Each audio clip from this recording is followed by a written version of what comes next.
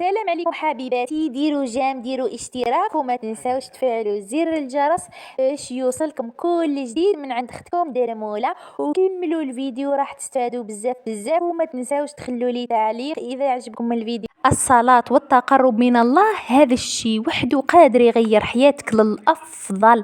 توكلي ديما على ربي وما تخافيش، لازم تقوي علاقتك بربي وتحافظي على صلاتك وتقراي القرآن باش يوفقك ربي في الدنيا والآخرة. لازم ترضي ربي، حاولي ديما تكوني مهذبة، ما تزيديش تهضري الهضرة القبيحة، اهتمي بقرايتك ولا بخدمتك ولا بمشروعك. مهما فشلتي ما تستسلميش وما تيأسيش، لخاطر هي اللي تخليك تحققي أهدافك طبعا بعد التوكل على الله.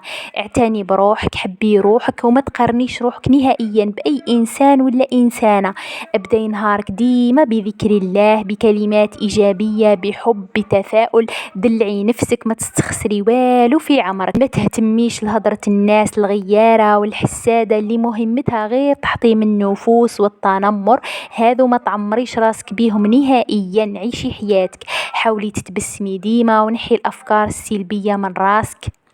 اهتمي بروحك مليح، استحفظي على صحتك النفسية والجسدية.